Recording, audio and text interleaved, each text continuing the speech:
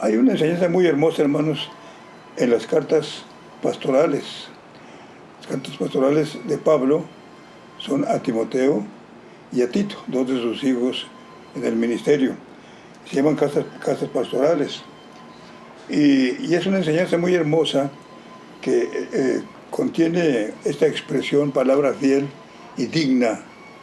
Una de ellas dice de ser recibida de todos, pero todos los demás dicen palabra fiel, ¿verdad? Y son 5 que, si ustedes ahí tienen un papelito y quieren anotar, háganlo. Una de ellas está en 1 Timoteo 1:15, el otro está en 1 Timoteo 3, el otro está en 1 Timoteo 4:9, el cuarto está en 2 Timoteo 11 al 13, y el último se encuentra en Tito 3:8.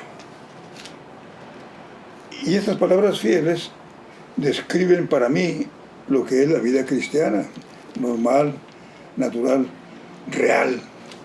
Porque hay vidas cristianas que no son reales, ¿verdad?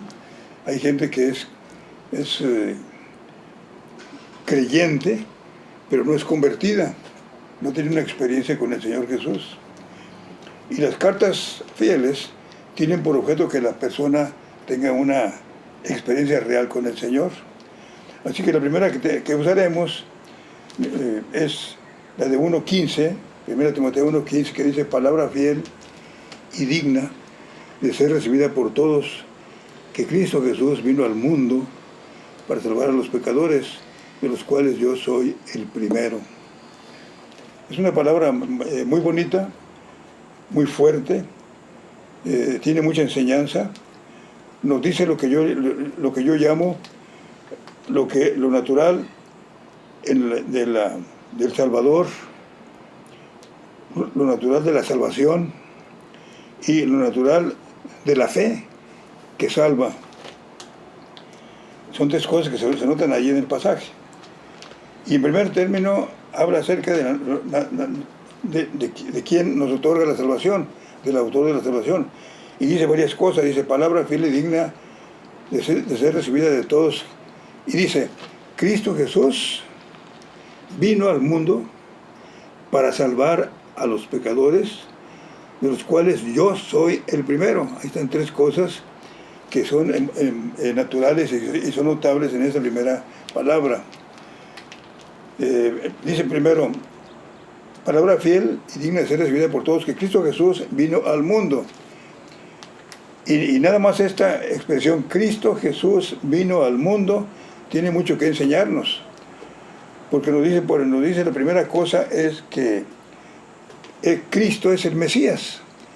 Es decir, esta palabra fiel se refiere al Mesías. Decir Mesías y decir Cristo, decir ungido, es lo mismo, ¿verdad?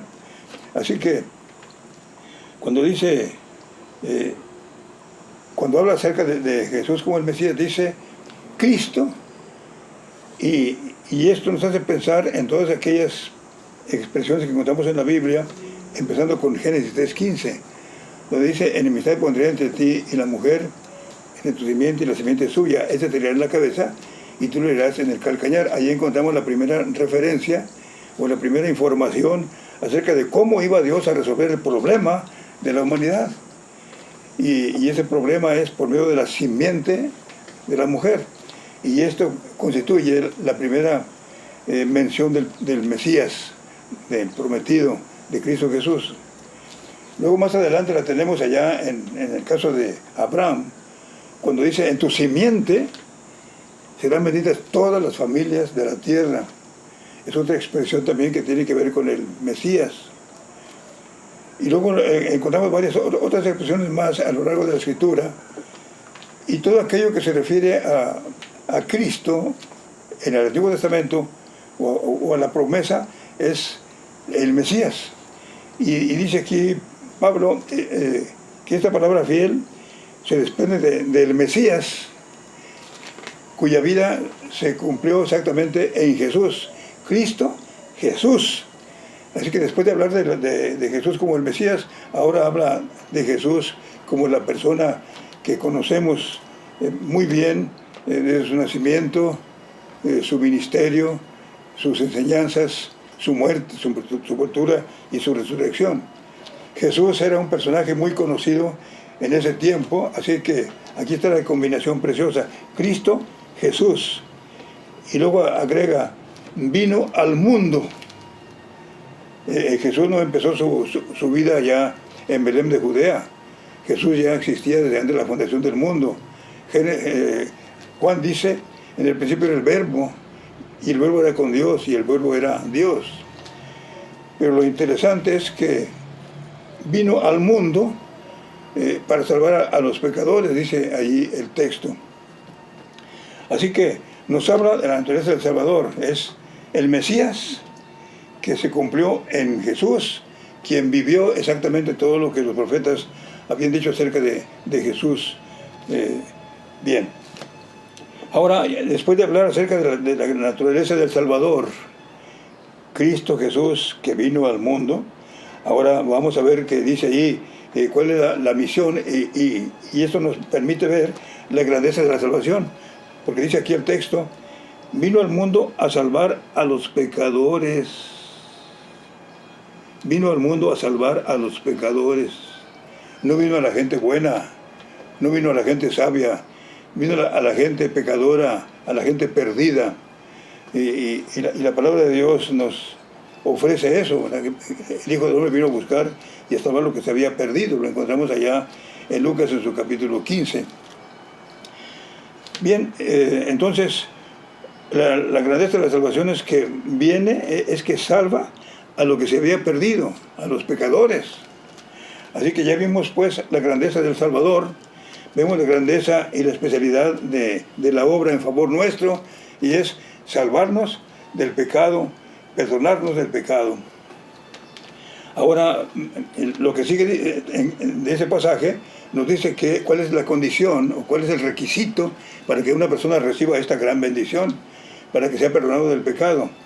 Y Pablo lo expresa así: Cristo Jesús vino al mundo para salvar a los pecadores, de los cuales yo soy el primero. Así que la primera cosa que necesitamos en esto es que la persona se considere pecador. Y porque algunas veces esto no nos asegura mucho, ¿verdad? Pero que la persona reconozca que es pecador, reconozca que necesita del Salvador. Y la otra cosa allí en eso es que tanto como que reconozca, que vea que es tan grave su pecado que supera a cualquier otra persona. Dice ahí el texto, yo soy el primero.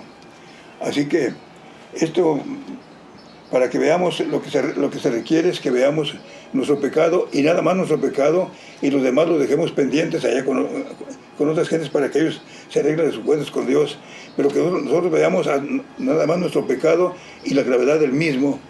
Y cuando nosotros reconocemos esto, entonces recibimos la experiencia de la salvación. Así que esta palabra fiel, hermanos, es hermosísima. Nos habla de la naturaleza del Salvador, que Cristo Jesús vino al mundo, nos habla de su especialidad a salvar a los pecadores, y entre más pecadores, mucho mejor. Y la condición de que tú reconozcas tu pecado y que no veas a los demás, nada más te ves a sí mismo y confiesas tu pecado. Y entonces viene la experiencia de la salvación. Y de las palabras fieles, esta es la que tiene que ver con ese nuevo nacimiento.